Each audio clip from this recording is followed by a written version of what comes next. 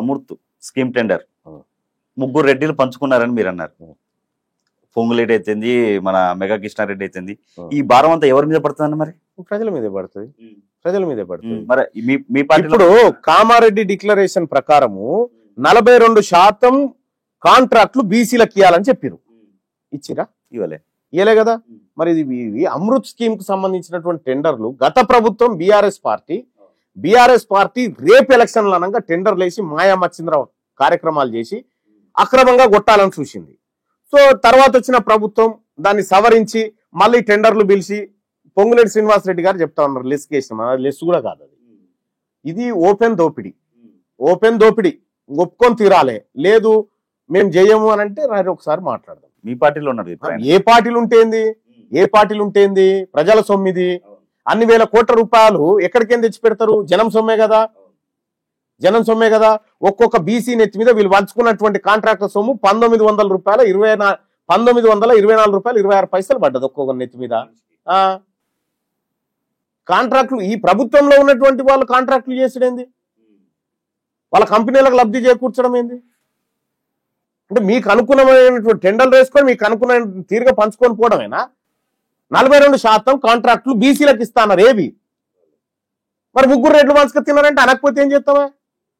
బీసీలకు అన్యాయం, బీసీ కాంట్రాక్టర్లకు అన్యాయం జరుగుతుంటే నేను సాటు కంటలేను వెంకట్, నీకెవరు అమ్మగట్టు అంటున్నా ఈ మాట, కట్టుబడి ఉన్న మాటకు. ఇప్పుడు మూసీ నది అనేది 1,50,000 కోట్లతోని శుద్ధీకరణ చేస్తా అని చెప్పి రేవంత్ రెడ్డి చెప్పారు కదా.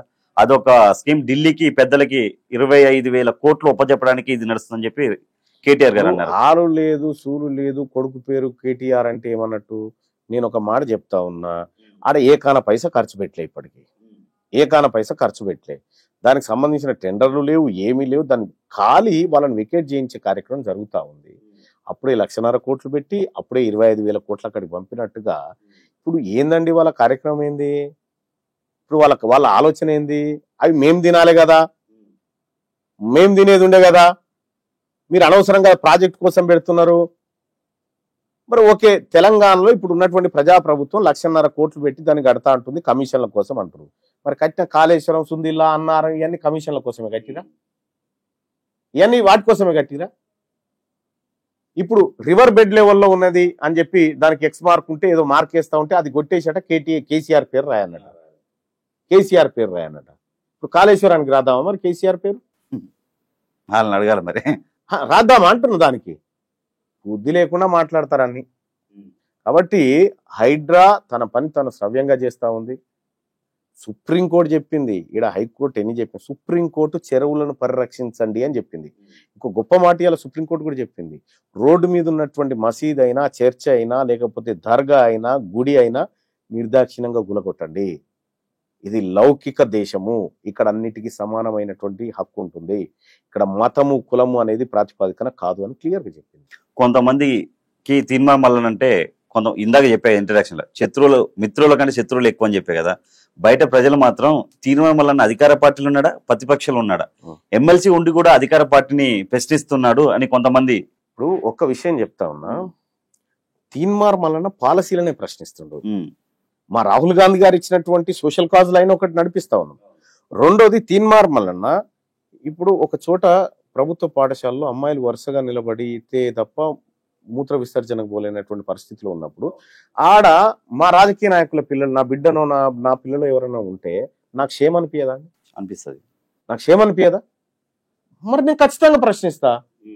అక్కడ బాత్రూమ్ కట్టంగా మనం ఎవడొద్దు అన్నాడు. ప్రభుత్వ పాఠశాలలో చదివేది మన పిల్లలు కాదు కాబట్టి వాళ్ళ పట్ల నిర్లక్ష్యమా అని చెప్పి మాట్లాడిన. తప్పేముంది దాంట్లో? ఇది మాట్లాడొద్దని మా అధిష్టానం ఏమైనా చెప్పిందా నాకు?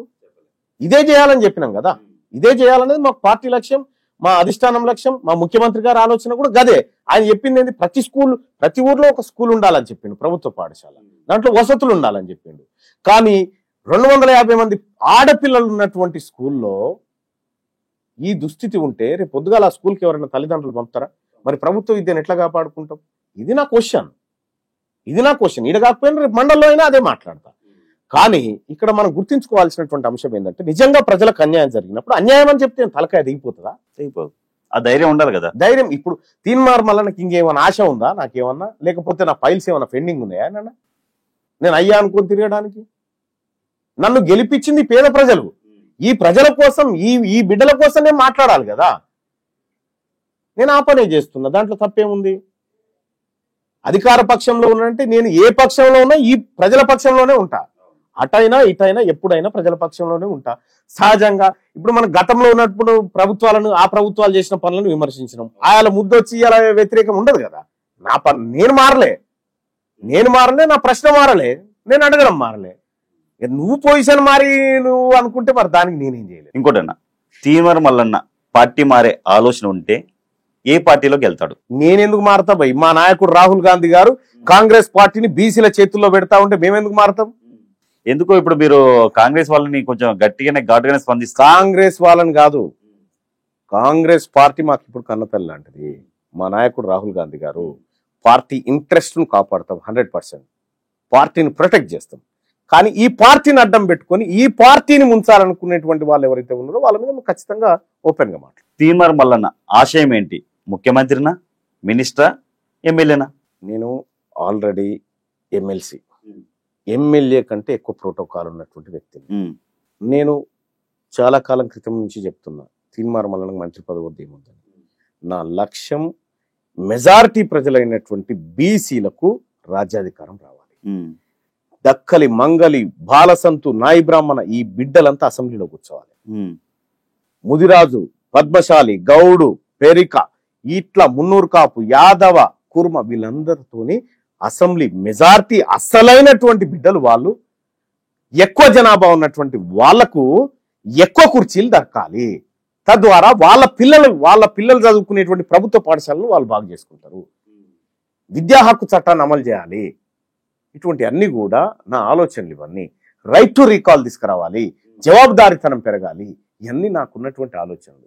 ఇంకోటేనా, అసలు తీన్మార్ మల్లన్నకి ఒకవైపు మార్నింగ్ న్యూస్, ఒకవైపు ఎమ్మెల్సీ బాధ్యత, చాలా మంది బాధితులు వచ్చారు. ఇప్పుడు మేము కూడా చూసాం, చాలా మంది బాధితులు వచ్చారు. విమర్శలు, ప్రతి విమర్శలు, ఇవన్నిటిని అసలు ఒక పక్క ఫ్యామిలీ, ఇవన్నిటిని తీన్మార్ మల్లన్న ఎలా అసలు ఎదుర్కొంటుండు? ఒకటి ఏంటంటే, కొంతమందికి ఇవన్నీ సాలే కదన్నా. ఇప్పుడు ప్రతిరోజు నాకేముంటదంటే, ఎవడన్నా నన్ను విమర్శ చేసేటోడు కూడా, బలహీనుడు చేసినా కూడా నేను కొన్నిసార్లు ఈ పాపం కదరా అనిపిస్తుంది. నా ఆటనే అది, నేను ప్రతిరోజు ఆడే ఆటనే అది. ఎస్, నేను పొలిటికల్ ఆటనే ఆడతా. నేను ఆడేటువంటి ఆటలు ఇవన్నీ భాగమే, అంతర్భాగమే. ఎస్, నన్ను గెలిపించినందుకు వచ్చిన ప్రజలకు నేను సేవ చేసుకోవాలి. నన్ను గెలిపించిన ప్రజల కోసం మాట్లాడాలి.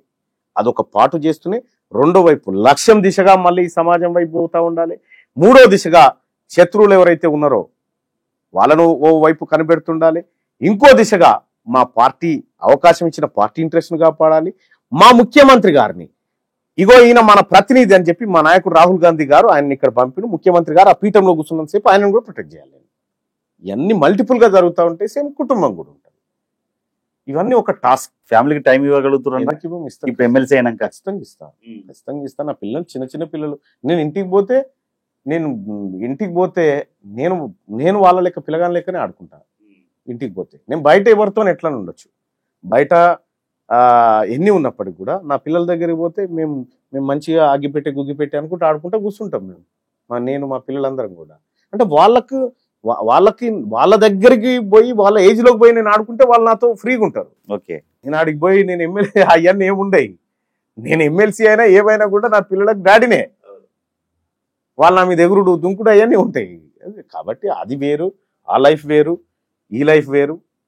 నేను దాదాపుగా పొద్దున్న నుంచి 7:30 వస్తా, రాత్రి 7 గంటల దాకా ఇక్కడ ప్రజలకు అందుబాటులో ఉంటాను. నేను ఎవరు వచ్చినా వాళ్ళకు పని చేస్తూ ఉంటాం. ఎక్కడైనా ఇతరత్ర కార్యక్రమాలు ఉంటే పోతుంటాం, వస్తుంటాం.